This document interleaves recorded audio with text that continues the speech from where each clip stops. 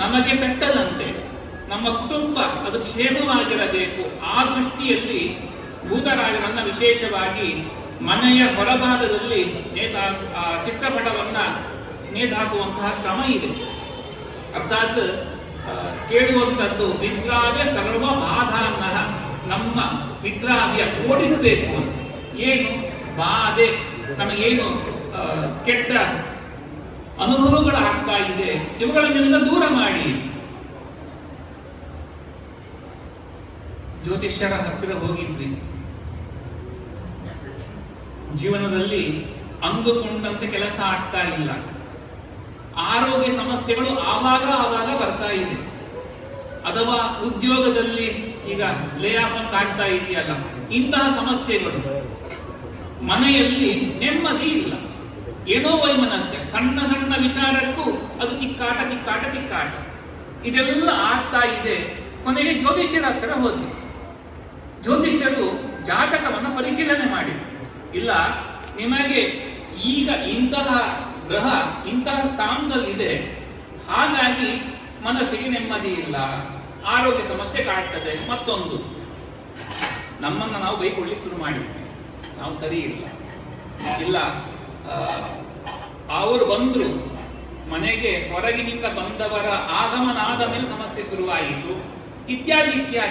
ಮತ್ತೊಬ್ಬರನ್ನ ದೂಷಣೆ ಮಾಡುವುದರಲ್ಲಿ ನಮಗೆ ಬಹಳ ಖುಷಿ. ಯಾವಾಗಲೂ ಹಾಗೆ ಇರುವ, ನಮ್ಮ ತಪ್ಪನ್ನು ಒಪ್ಪಿಕೊಳ್ಳುವ ಹೃದಯ ವೈಶಾಲ್ಯ ನಮಗಿರೋದಿಲ್ಲ. ಮನೆಯಲ್ಲಿ ಏನೋ ಸಮಸ್ಯೆ ಆಯಿತು, ಅದು ಇಂಥವರು ಅಂತ ಕೈ ತೋರಿಸಿ ಶುರು ಮಾಡ್ತೇವೆ. ಮಠ ಮಂದಿರಗಳಲ್ಲಾಯಿತು, ಇಂಥವರು ಅಂತ ಕೈ ತೋರಿಸಿ ಶುರು ಮಾಡ್ತೇವೆ. ಎಲ್ಲೂ ಕೂಡ ನಾನು ಮಾಡಿದ ತಪ್ಪು ನಾನು ಅನುಭವಿಸ್ತಾ ಇದ್ದೇನೆ ಇದು ಬರುವುದಿಲ್ಲ. ಯಾಕೆ? ಜಾತಕದಲ್ಲಿ ಗ್ರಹಗಳು ಹೀಗಿರ್ತವೆ, ಇಂತಿಂತ ಸ್ಥಾನದಲ್ಲಿ ಇರ್ತವೆ. ಅದು ನೀವು ಹುಟ್ಟುವಾಗ ಗ್ರಹಗಳು ಇಂತಹ ಸ್ಥಾನದಲ್ಲಿ ಇದ್ದೇವಂತಾದರೆ ಜನ್ಮಾಂತರದಲ್ಲಿ ನೀವು ಮಾಡಿದ ಕರ್ಮಗಳಿಗೆ ಇಂತಹ ಫಲ ಕೊಡಬೇಕು ಎಂದು ಭಗವಂತನ ಸಂಕಲ್ಪ. ಆ ದೃಷ್ಟಿಯಲ್ಲಿ ಜಾತಕದಲ್ಲಿ ಇಂತಹ ಗ್ರಹಗಳು ಬಂದು ಕೂತಾಗ ಈ ರೀತಿ ಯೋಗ ಜಾತಕದಲ್ಲಿ ಇದೆ, ನಮಗೆ ಸಿಗ್ತಾ ಇಲ್ಲ. ಈಗ ನಿಮಗೆ ಗುರುಬಲ ಇದೆ, ಕಲ್ಯಾಣ ಆಗ್ತಾ ಇಲ್ಲ, ಇದು ಸಮಸ್ಯೆ. ಈಗ ನಿಮಗೆ ಜಾತಕದಲ್ಲಿ ಅತ್ಯುಚ್ಛವಾದಂತಹ ಗ್ರಹಗಳ ಬಲ ಉಂಟು, ನೀವು ಅಂದುಕೊಂಡ ಕೆಲಸ ಎಲ್ಲ ಆಗ್ತದೆ ಅಂತ ಜ್ಯೋತಿಷರು ಹೇಳಿದ್ರು ಕೂಡ ಆಗ್ತಾ ಇಲ್ಲ, ನಮಗೆ ಅನುಭವ ಬರ್ತಾ ಇಲ್ಲ. ಅಥವಾ ಮತ್ತೆ ಸಮಸ್ಯೆಗಳು. ಇದೆಲ್ಲ ನೋಡುವಾಗ ಬಹುಶಃ ನಮಗೆ ದೇವರ ಮೇಲೆ ಒಂದು ಅವಿಶ್ವಾಸ ಬಂದೀತು.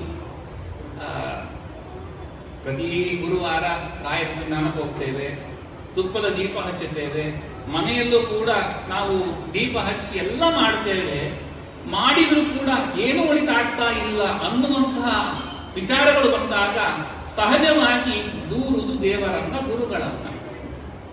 ಆದರೆ ನಾವು ಮಾಡುವ ಕರ್ಮ ಹೇಗಿರುತ್ತದೆ? ಒಂದು ಸಣ್ಣ ದೃಷ್ಟಾಂತ ಹೇಳುತ್ತೇವೆ. ನಮಗೆ ಈ ಆರಾಧನೆಯ ಸಮಯದಲ್ಲಿ ಬ್ರಾಹ್ಮಣರನ್ನ ಅಲಂಕಾರ ಪಂಕ್ತಿ ಕುಡಿಸುವ ಕ್ರಮ ಗೊತ್ತಿಲ್ಲ. ಅಲಂಕಾರ ಪಂಕ್ತಿಯಲ್ಲಿ 5 ಜನ ಬ್ರಾಹ್ಮಣರನ್ನು ಕುಡಿಸುವಂಥದ್ದು, ಅವರಲ್ಲಿ ಭಗವಂತನ 5 ರೂಪಗಳ ಚಿಂತನೆ, ನಾರಾಯಣ ವಾಸುದೇವಾದಿ ನಾರಾಯಣ ಅಂತ 5 ರೂಪಗಳ ಚಿಂತನೆ ಮಾಡುವಂಥದ್ದು. ಈ ರೀತಿಯಾಗಿ ಆ ಭೋಜನಕ್ಕೆ ಕುಳಿತಂತಹ ಆಚಾರ್ಯವಂತರಲ್ಲಿ ಆ ದೇವರ ಚಿಂತನೆಯನ್ನ ಮಾಡಿ ಅವರಿಗೆ ಅಲಂಕಾರಾದಿಗಳನ್ನು ಮಾಡಿ, ಆಮೇಲೆ ಅವರು ಭೋಜನ ಮಾಡಿದ ಮೇಲೆ ಅವರ ಊಟ ಮಾಡಿದ ಎಲೆಯನ್ನ ತೆಗೆದರೆ ಅದು ಮಹಾಪುಣ್ಯ ಅಂತೆ. ಇದು ಕೇಳಿರ್ತೇವೆ. ಹೀಗೆ ಒಂದು ಕಥೆ ಆಯಿತು. ಇದು ಒಂದು ನಗರದಲ್ಲಿ ನಡೆದಂತಹ ವಿಚಾರ ಇತ್ತು. ಗುರುಗಳೊಬ್ಬರ ಆರಾಧನೆ ನಡೆದಿದೆ. 5 ಜನ ಬ್ರಾಹ್ಮಣರು ಕುಳಿತು ಊಟ ಆಗಿ ಎದ್ದ ನಂತರದಲ್ಲಿ ಒಬ್ಬರು ಮುತ್ತೈದೆ ಬಂದು ಎಲೆಯನ್ನು ತೆಗೆಯುವಂತಹ ಪರಿಸ್ಥಿತಿ. 1, 3, 4 ಎಲೆಯನ್ನು ತೆಗೆದರಂತೆ, 2, 5 ತೆಗೆಯಲಿಲ್ಲ. ಯಾವಾಗಲೂ ನಾವು ಕೆಲಸ ಮಾಡಿದ್ರೂ ಕೂಡ ಮತ್ತೊಬ್ಬರು ಮಾಡುವುದನ್ನು ಗಮನಿಸ್ತಾ ಇರ್ತೇವೆ. ಎಲೆ ತೆಗೆಯುವ ಕ್ರಮ ಹೇಗೆ? ಅವರು ಮೇಲಿಂದ ತೆಗಿತಾರೋ, ಕೆಳಗಿಂದ ತೆಗಿತಾರೋ, ಎಡದಿಂದ ತೆಗಿತಾರೋ, ಬಲದಿಂದ ತೆಗಿತಾರೋ, ಯಾವ ಕ್ರಮ ಇಲ್ಲ. ಕ್ರಮ ಹೀಗೆ ಅಂತ ನನಗೆ ಗೊತ್ತಿದೆ. ಅವ್ರು ತಪ್ಪು ಮಾಡ್ತಾರೋ ಏನು, ಮತ್ತೊಬ್ಬರು ತಪ್ಪು ಮಾಡುವುದನ್ನು ನೋಡಿ ಹೇಳುವುದರಲ್ಲಿ ಇರುವ ಆನಂದ ಬೇರೆ ವಿಚಾರದಲ್ಲಿ ಇಲ್ಲ. ಹಾಗಾಗಿ ಇದನ್ನ ಬೇರೆ 4 ಜನ ನೋಡ್ತಾ ಇದ್ರಂತೆ. ಅದು ಅಲ್ಲದೆ ಈ ಪ್ರವಚನಗಳು ಕೇಳ್ತೇವಲ್ವ, ಆಚಾರ್ಯರು ಬೇರೆ ಬೇರೆ ಆಚಾರ್ಯರು ಹೇಳುವಂಥ ವಿಚಾರ, ಇಂತಹ ಬ್ರಾಹ್ಮಣ ಅಂದರೆ ಅಲಂಕಾರ ಪಂಕ್ತಿ ಕುಳಿತಂತಹ ಇಂತಹ ಬ್ರಾಹ್ಮಣ ಎಲೆಯನ್ನು ತೆಗೆದರೆ ಇಂತಹ ವಿಶೇಷವಾದ ಫಲ ಇರಬೇಕು. ಯಾವುದೋ ಒಂದು ಅದ್ಭುತ ಚಿಂತನೆಯಿಂದ ಆಕೆ 1, 3, 4 ಎಲೆ ಮಾತ್ರ ತೆಗೆದಿದ್ದಾರೆ, 2, 5 ತೆಗೆದಿಲ್ಲ ಅಂತ ಚಿಂತನೆ ಬಂದಂತೆ. ಹೋಗಿ ಕೇಳಿದ್ರು, ಯಾಕೆ 2, 4 ಮುಟ್ಟಿಲ್ಲ ಯಾಕೆ? ಅದಕ್ಕೆ ಏನಾದರೂ ಯಾಕೆ ಭಗವಂತನ ಜನ್ಮಾದಿ ಸೃಷ್ಟಿ ಸ್ಥಿತಿ ಲಯ ಈ ರೂಪಗಳ ಚಿಂತನೆಯಿಂದ ಏನಾದರೂ ವಿಶೇಷವಾಗಿ ಚಿಂತನೆ ಇದೆಯಾ ಅಂತ ಕೇಳಿದ್ರೆ ಹಾಗೇನೂ ಇಲ್ಲ. ಆ 1, 3, 4 ಕುಳಿತಂತಹ ಬ್ರಾಹ್ಮಣರು ನಮ್ಮ ಮಠದವರು. ನಾವು ಜಾರುವುದೇ ಹೀಗೆ ಅಂದ್ರೆ ನಮಗೆ ಸತ್ಕರ್ಮ ಅಲಂಕಾರ ಗೊತ್ತಿದೆ, ಅಲಂಕಾರ ಪಂಕ್ತಿ ಅದು ಅಲ್ಲಿ ದೇವರ ಚಿಂತನೆ ಎಲ್ಲವೂ ಆದ ಮೇಲೆ ನಮ್ಮ ಚಿಂತನೆ ಹೇಗಿರಬೇಕು, ಈ ಭಗವಂತನ ಇಂತಹ ಪ್ರಸಾದ ಸ್ವೀಕಾರ ಮಾಡಿ ಈ ಎಲೆಯನ್ನು ತೆಗಿತಾ ಇದ್ದೇನೆ ಎಂಬ ಭಾವ ಬರಬೇಕಿತ್ತು. ಆದರೆ ನಮ್ಮ ಮನಸ್ಸಿನಲ್ಲಿ ಆ ಕಶ್ಮಲ ಕುಳಿತುಕೊಂಡಿದೆ. ಹೃದಯ ವೈಶಾಲ್ಯ ಮರೆಯಾಗಿದೆ. ಆ ಕಾರಣದಿಂದ ಈ ಒಂದು ಕಾರಣ ಮಠ ನಮ್ಮನ್ನು ಕಟ್ಟಿ ಹಾಕಿದೆ. ಅಂದರೆ ಮಾಡುವ ಕೆಲಸ ಉತ್ತಮವಾದರೂ ಕೂಡ ಜಾರಿ ಹೋಗ್ತದೆ. ಈಗ ಅಧಿಕ ಮಾಸ ನಡೀತಾ ಇದೆ, 33 ಅಪೂಪಗಳ ದಾನವನ್ನು ಕೊಡಬೇಕು. ದಾನ ಕೊಡಬೇಕು, ಕಂಚಿನ ಪಾತ್ರೆ ಇಟ್ಟು ಕೊಡಬೇಕು, ಅದು ಸುವರ್ಣ ಸಹಿತವಾಗಿರಬೇಕು ಅಂತ ಹೇಳ್ತಾರೆ ಶಾಸ್ತ್ರದಲ್ಲಿ. ಆದರೆ ಮನೆಯಲ್ಲಿ ಮಾಡಲಿಕ್ಕೆ ಪುರುಸೋತಿಲ್ಲ, ಅಥವಾ ಅಲ್ಲಿ ಅಡುಗೆ ಭಟ್ರಿದ್ದಾರಲ್ಲ ಅವರು ಮಾಡುವ ಅಪೂಪದ ಟೇಸ್ಟ್ ನಮ್ಮ ಮನೆಯಲ್ಲಿ ಬರುವುದಿಲ್ಲ, ಅಥವಾ ಅಪೂಪದಲ್ಲಿ ತೂತು ಇದ್ದಷ್ಟು ಸ್ವರ್ಗದಲ್ಲಿ ವಾಸ ಅಂತ ಫಲ ಹೇಳ್ತಾರೆ.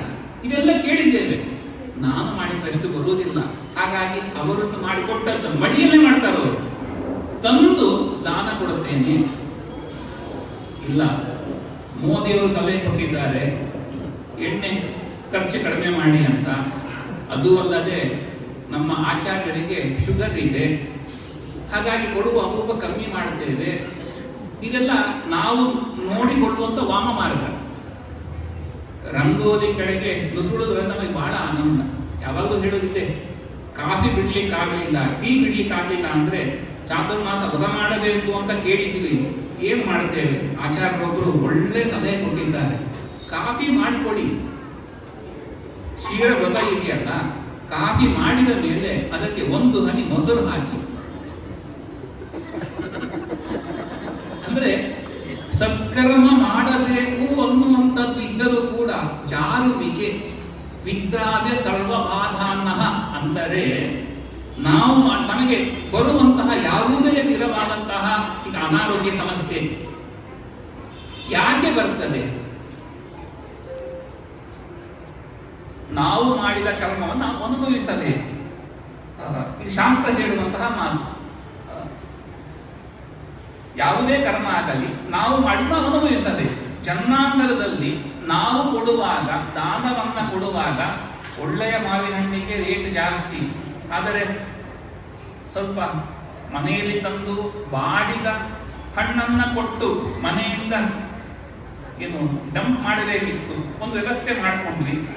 ಹೀಗೆ ನಾನು ದಾನ ಮಾಡಿದೆ ಅಂತ ಆಲೋಚನೆ ಮಾಡುವಂಥದ್ದು. ಆದರೆ ಅದರಿಂದ ಬರುವುದೇನು? ದಾನದ ರೂಪದಲ್ಲಿ ಪಾಪವನ್ನು ಸಂಪಾದನೆ ಮಾಡಿಕೊಳ್ಳುವುದು. ಈ ರೀತಿಯಾಗಿ ಯಾವುದೇ ಸತ್ಕರ್ಮ, ನಾವು ಹೊರಟದ್ದು ಸತ್ಕರ್ಮದ ದಾರಿಯಲ್ಲಿ. ಇನ್ನೊಂದು ನಾವೆಲ್ಲ ಮಾಡುವ ದೊಡ್ಡ ತಪ್ಪು, ಎಲ್ಲರೂ ಮಾಡ್ತೇವೆ. ಅನ್ಯಕ್ಷೇತ್ರೇ ಕೃತಂ ಪಾಪಂ ಪುಣ್ಯಕ್ಷೇತ್ರೇ ವಿನಶ್ಯತಿ ಪುಣ್ಯಕ್ಷೇತ್ರೇ ಕೃತಂ ಪಾಪಂ ವರ್ಗಲೇಪೋ ಭವಿಷ್ಯತಿ ಅಂತ ಕೇಳಿದ್ದೇವೆ. ಅನ್ಯ ಕ್ಷೇತ್ರದಲ್ಲಿ ಮಾಡಿದ ಪಾಪವನ್ನು ಕಳೆದುಕೊಳ್ಳಬೇಕು, ಪುಣ್ಯಕ್ಷೇತ್ರಕ್ಕೆ ಬರಬೇಕು, ಅಲ್ಲಿ ಮಾಡುವಂತಹ ಸಾಧನೆಯಿಂದ ನಮ್ಮ ಪಾಪವನ್ನ ಕಳೆದುಕೊಳ್ಳುವಂಥದ್ದು. ಆದರೆ ವಿಚಾರ ಮಾಡಿ ನಾವು ರಾಯರ ಸನ್ನಿಧಾನಕ್ಕೆ ಬರುತ್ತೇವೆ. ನಮ್ಮ ಮನೆಯೇ ಕ್ಷೇತ್ರ, ಆದರೂ ಇದು ಪುಣ್ಯಕ್ಷೇತ್ರ, ದಿವ್ಯ ಸನ್ನಿಧಾನ, ಹಿರಿಯ ತಪಸ್ವಿಗಳು ಪ್ರತಿಷ್ಠೆ ಮಾಡಿದ ರಾಯರ ಸನ್ನಿಧಾನ. ಹಾಗಾಗಿ ಇಲ್ಲಿಗೆ ಬಂದು ಪ್ರದಕ್ಷಿಣೆ ನಮಸ್ಕಾರ ಸೇವೆ ಆಗಿತ್ತು. ಆಮೇಲೆ ಎಲ್ಲಿ ಫ್ಯಾನ್ ವ್ಯವಸ್ಥೆ ಇದೆ ಅಲ್ಲಿ ಹೋಗಿ ಕುಳಿತುಕೊಳ್ಳುತ್ತೇವೆ. ಕುಳಿತ ಮೇಲೆ ರಾಯರ ಸ್ಮರಣೆ ಮಾಡುವುದಿಲ್ಲ, ದೇವರ ಸ್ಮರಣೆ ಮಾಡುವುದಿಲ್ಲ. ಒಳಗೆ ಯಾರು ಬರ್ತಾರೆ ನಮ್ಮ ಪರಿಚಿತರು, ಅವರನ್ನು ಎದುರು ನೋಡುತ್ತೇವೆ. ಅವರ ಪ್ರದಕ್ಷಿಣೆ ಸೇವೆ ಆಗಿ ಅವರು ಬಂದು ಕುಳಿತ ಮೇಲೆ ನಮ್ಮ ವಯಸ್ಸು ಸಹಜವಾಗಿ ಮಾತು ಶುರು ಮಾಡ್ತೇವೆ. ನಿಮ್ಮ ಮನೆಯಲ್ಲಿ ಇವತ್ತೇನು ಮಾಡಿದ್ರಿ, ಏನಾಯ್ತು, ನಮ್ಮ ಮೊಮ್ಮಗು ಏನು ಬಿಡುವುದೇ ಇಲ್ಲ, ಸೊಸೆ ಯಾವುದಕ್ಕೂ ಕೈ ಸೇರಿಸುವುದೇ ಇಲ್ಲ. ಒಂದು ವಯಸ್ಸು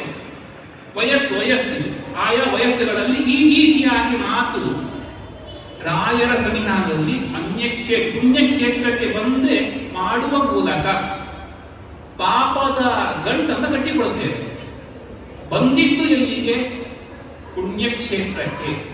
ಪುಣ್ಯಕ್ಷೇತ್ರಕ್ಕೆ ಬಂದು ಮಾಡಿದ್ದೇನು? ರಾಯರ ಪ್ರದಕ್ಷಿಣೆ ಮಾಡಿದ್ವಿ, ಅಲ್ಲಿಗೆ ಸೀಮಿತ ಮಾಡಿಕೊಳ್ಳಲಿಲ್ಲ. ಇಲ್ಲೆಲ್ಲೂ ಕೂಡ ನಿಮ್ಮ ಮೊಬೈಲನ್ನ ಸೈಲೆಂಟ್ ಆಗಿ ಇಟ್ಕೊಳ್ಳಿ ಅಂತ ಬೋರ್ಡ್ ಹಾಕಿಲ್ಲ. ಹಾಗಾಗಿ ನಾವು ಯಾರು ಕೂಡ ನಮ್ಮ ಮೊಬೈಲನ್ನು ಸೈಲೆಂಟ್ ಆಗಿ ಇಟ್ಕೊಳ್ಳೋದಿಲ್ಲ. ನಮ್ಮ ಮೊಬೈಲ್ ರಿಂಗ್ ಆದಾಗ ಅಲ್ಲಿ ಸೇವೆ ಮಾಡುವಂತಹ ಯಾವುದೇ ಭಕ್ತರಿಗೆ ಅದು ಡಿಸ್ಟರ್ಬ್ ಆಗ್ತದೆ ಅಂತ ಎಚ್ಚರ ನಮಗೆ ಬರುವುದಿಲ್ಲ. ಇದೆಲ್ಲ ಕ್ಷೇತ್ರಕ್ಕೆ ಬಂದು ಮಾಡುವಂತಹ ಪಾಪದ ಕರ್ಮಗಳು. ಇಲ್ಲಿ ಬಂದು ಪಟ್ಟಾಂಗ ಹೊಡೆಯುವಂಥದ್ದು ಅಲ್ವಾ, ಲೌಕಿಕ ವಿಚಾರಗಳು. ನಮ್ಮ ಇವತ್ತಿನ ಅಲ್ವಾ ಪೂಜೆ ಕೂತಾಗ ಕೂಡ ಕೈಯಲ್ಲೇ ಮೊಬೈಲ್ ಇದೆ. ನಮಗೆ ಕ್ರಿಕೆಟ್ ಮ್ಯಾಚ್ ಇಷ್ಟ, ನಾವು ಒಂದು RCB ಮತ್ತೊಂದು ಯಾವುದೋ ಫ್ಯಾನ್ ಆಗಿರುತ್ತೆ, ಚೆಕ್ ಮಾಡ್ತಾ ಇರ್ತೇವೆ. ಪೂಜೆ ನಮಗಲ್ಲ, ಕ್ಷೇತ್ರಕ್ಕೆ ಬಂದು ಮಾಡುವಂಥದ್ದು. ಅಥವಾ ನಾಗೇಂದ್ರಾಚಾರ್ಯ ಘೋಷಣೆ ಮಾಡಿದ್ರು ಮಧ್ಯಾಹ್ನ 7 ಗಂಟೆಗೆ ಪೂಜೆ ಶುರುವಾಗ್ತದೆ ಅಂತ. 8 ಕಳೆಯಿತು. ಆಚಾರ ಮಾತು ನಮಗೆ ಬಂದು ನಾವು ತಪ್ಪು ಮಾಡಿದ್ವಿ. ಸ್ವಲ್ಪ ಲೇಟಾಗಿ ಬಂದಿದ್ರೆ ಆ ಸೀರಿಯಲ್ ನೋಡ್ಕೊಂಡು ಬರ್ಬೋದಿತ್ತು. ನಮ್ಮ ಆಲೋಚನಾ ಲಹರಿ ಇದು. ಈ ರೀತಿಯಾಗಿ ಆಲೋಚನೆ ಮಾಡುತ್ತಾ ಪುಣ್ಯ ಕ್ಷೇತ್ರಕ್ಕೆ ಬಂದು ನಾವು ಪಾಪವನ್ನು ಕಟ್ಟಿಕೊಳ್ಳುತ್ತೇವೆ. ಅರ್ಥಾತ್ ಬಾಧೆ ಅಂದರೆ ಮಾಡುವುದು ಸತ್ಕರ್ಮವೇ ಅಂತ ಹೊರಟಿದ್ದೇವೆ, ಸಂಪಾದನೆ ಮಾಡುವುದು ಪಾಪವಂತೆ. ಹಾಗಾಗಿ ಮನುಷ್ಯ ಜನ್ಮ ಬಂದಿದೆ, ಈ ಜನ್ಮ ಬಂದದ್ದು ಸಾರ್ಥಕವಾಗಬೇಕು. ಸಾರ್ಥಕವಾಗುವ ಬಗೆ ಹೇಗೆ? ನಾನಿಂದು ನೋವು ಅನುಭವಿಸ್ತಾ ಇರುವಂತದ್ದು ಮತ್ತೊಬ್ಬರ ಕಾರಣದಿಂದಲ್ಲ, ನನ್ನ ಜನ್ಮಾಂತರದಲ್ಲಿ ನಾನು ಮಾಡಿದ ಪಾಪಕರ್ಮದಿಂದ ಇವತ್ತು ನಾನು ಅನುಭವಿಸ್ತಾ ಇದ್ದೇನೆ. ಎಚ್ಚರ ಬಂದರೆ ಮತ್ತೊಬ್ಬರನ್ನ ದೂರುವುದಿಲ್ಲ. ಇಲ್ಲ ಅಂದರೆ ಮತ್ತೊಬ್ಬರ ಕಡೆ ಕೈ ಮಾಡುವುದರಲ್ಲಿಯೇ ಆನಂದ. ಇವತ್ತು ಮನೆಯಲ್ಲಿ ಅಡಿಗೆ ಮಾಡುವಾಗ ಪದಾರ್ಥಕ್ಕೆ ಉಪ್ಪು ಅಥವಾ ಖಾರ ಹೆಚ್ಚು ಕಮ್ಮಿ ಆಯಿತು, ಸಿಟ್ಟು ಬಂದ್ಬಿಡ್ತದೆ. ನಿಮಗೆ ಗಮನ ಕೊಟ್ಟು ಮಾಡ್ಲಿಕ್ಕೆ ಆಗುವುದಿಲ್ಲವಾ? ನಮ್ಗೆ ಯಾವುದೋ ಟೆನ್ಷನ್ ಇರ್ತದೆ, ಟೆನ್ಷನ್ನಲ್ಲಿ ಮಾತುಗಳು ಬೇರೆ ರೀತಿ ಬರ್ತದೆ. ಆದರೆ ಇವತ್ತು ಭಗವತ್ ಸಂಕಲ್ಪ ಆಗಿತ್ತು, ನಾನು ಇಂತಹ ಪದಾರ್ಥ ತಿನ್ನಬೇಕು, ಅವನ ಸಂಕಲ್ಪ. ನಾವು ಹೇಳ್ತೇವೆ ಪ್ರತಿಯೊಂದು ಕೂಡ ಅವನ ಸಂಕಲ್ಪ, ಅವನ ಪ್ರೇರಣೆ ಅಂತ ಹೇಳುವ ನಾವೇ ಜಾರುವುದು ವ್ಯಕ್ತಿಯನ್ನು ನೋಡಿ. ಅವ್ರು ಬೇಕಂತಲೇ ಮಾಡಿದ್ದು, ಅವ್ರು ಬೇಕಂತಲೇ ನೋಡಿದ್ದು, ಅವ್ರ ಕಣ್ಣು ನೋಡಿ ಎಷ್ಟು ಕೆಟ್ಟದಾಗಿ ನೋಡ್ತಾರೆ, ಅವ್ರು ನೋಡಿದ್ದಕ್ಕೆ ಹೀಗಾಯಿತು. ಈ ರೀತಿಯಾಗಿ ಪರರ ದೂಷಣೆ ಮಾಡುವುದರಲ್ಲಿಯೇ ಜಾರುತ್ತೇವೆ. ನನ್ನ ನೆನಪಾಗುವುದಿಲ್ಲ. ಒಳ್ಳೆಯದಾಯಿತು, ನನ್ನ ಅದೃಷ್ಟ ಅಲ್ವಾ, ನನ್ನ ಅದೃಷ್ಟ, ನಾನು ಮಾಡಿದ್ದು, ಇದು ಮಾತು ಬರ್ತದೆ. ಎಚ್ಚರ ಬೇಕು. ನಿದ್ರಾವ್ಯ ಸರ್ವಬಾಧಾನಃ ಅಂದರೆ ಸಾಧನೆಗೆ ಯಾವ ತಡೆ ಇದೆ? ಅಧಿಕ ಮಾಸ ಲಿಂಗಪ್ಪಲ್ಲಿ ರಾಯಮಠದಲ್ಲಿ ನಿತ್ಯದಲ್ಲೂ ಕೂಡ ಮಧ್ಯಾಹ್ನ ಹೊತ್ತಿನಲ್ಲಿ ಭಜನೆ ನಡೆಯುತ್ತಾ ಇದೆ. ಬಹಳ ಸಂತೋಷ. ಹರಿಸಂಕೀರ್ತನ ನಡೀತಾ ಇದೆ, ಬಹಳ ಸಂತೋಷ. ಆದರೆ ನಾನು ಮಾಡಿದೆ ಎಂದರೆ ಸೋರಿ ಹೋಯಿತು. ರಾಯರ ಸಂಕಲ್ಪಕ್ಕೆ ಬಂದಿತ್ತು, ಭಗವಂತನ ಚಿತ್ತದಲ್ಲಿತ್ತು. ಹಾಗಾಗಿ ನಮಗೆ ಮನಸ್ಸನ್ನು ಕೊಟ್ಟು ಈ ಕರ್ಮವನ್ನು ಮಾಡಿಸಿ ಅದನ್ನ ನನಗೆ ಅರ್ಪಣೆ ಮಾಡಿಸಿಕೊಂಡು ನಮ್ಮನ್ನು ಅನುಗ್ರಹ ಮಾಡಿದ ಅಂತ ಎಚ್ಚರ ಬಂದರೆ, ಶರಣಾಗತಿ ಭಾವ ಬಂದರೆ ಉದ್ಧಾರ ಆಗ್ತೇವೆ. ಹಾಗಾಗಿ ವಿದ್ರಾವ್ಯ ಸಾಧನೆಗೆ ಪ್ರತಿಕೂಲವಾದ ಯಾವುದೇ ವಿಚಾರ ಆಗಲಿ ಅದೆಲ್ಲವನ್ನ ತಡೆಯಬೇಕು. ಮತ್ತೆ ಅಂತಹ ನಾನು ನನ್ನದು ಎಂಬ ಮಮಕಾರವೇ ನಮ್ಮನ್ನು ಮತ್ತೆ ಮತ್ತೆ ಮತ್ತೆ ಬಂಧನಕ್ಕೆ ಗುರಿ ಮಾಡುವಂಥದ್ದು.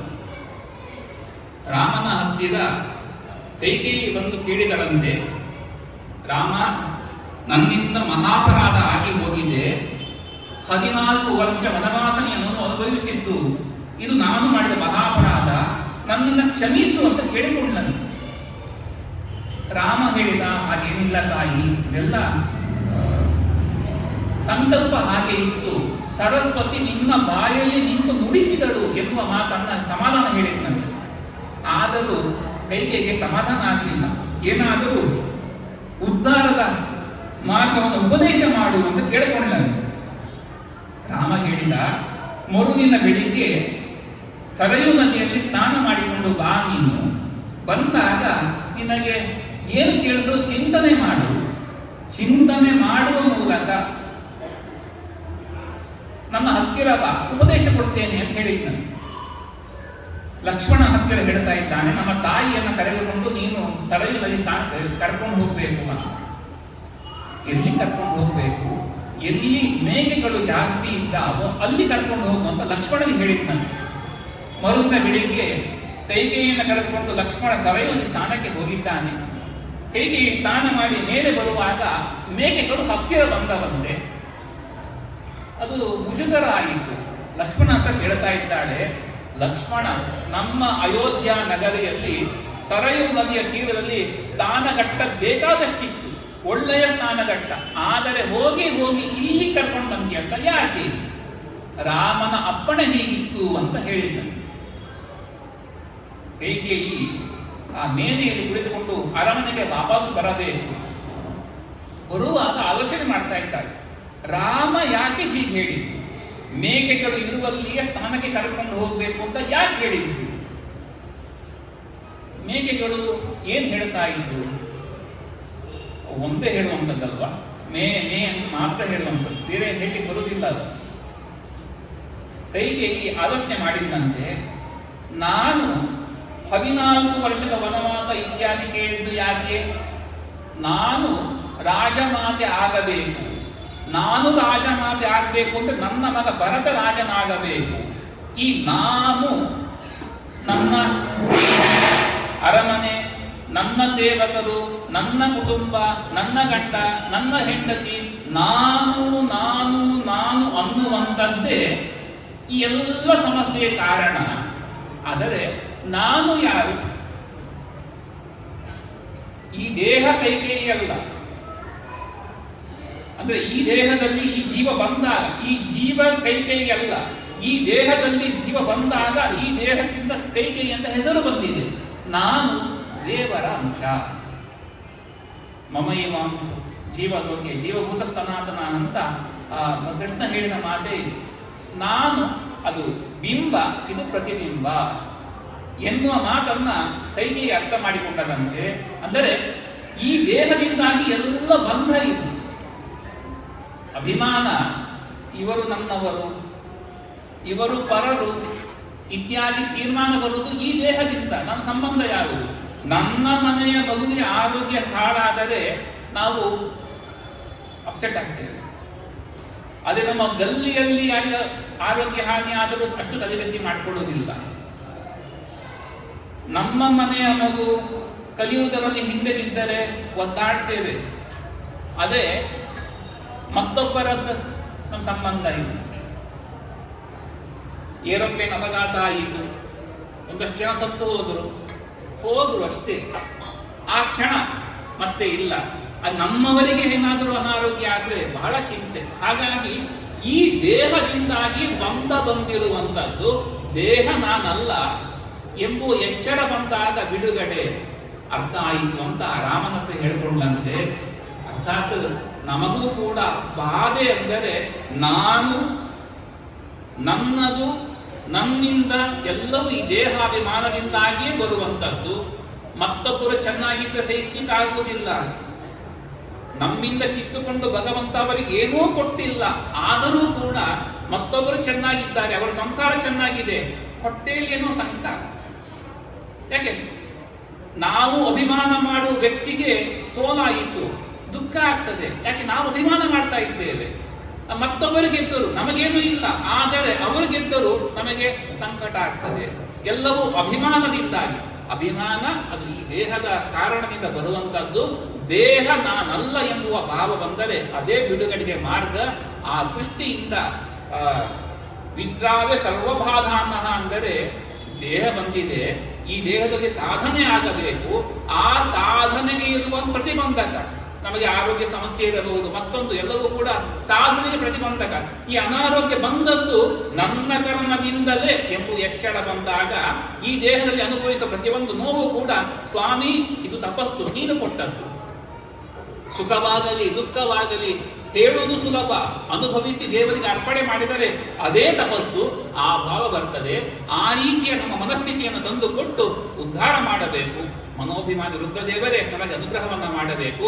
ಅವರ ಮಟ್ಟಕ್ಕೆ ಬರುವಂತಹ ಭೂತರಾಜರೇ ನಮಗೆ ಆ ರೀತಿ ಅನುಗ್ರಹವನ್ನ ಮಾಡಲಿ ಎಂಬುವ ಪ್ರಾರ್ಥನೆಯನ್ನ ಭೂತರಾಜರ ಸಣ್ಣ ಪೂಜೆ ಸಂದರ್ಭದಲ್ಲಿ ಅವರ ಅಂತರ್ಯಾಮಿಯಾದಂತಹ ಲಕ್ಷ್ಮೀ ನರಸಿಂಹದೇವರಲ್ಲಿ ಪ್ರಾರ್ಥನೆ ಮಾಡೋಣ.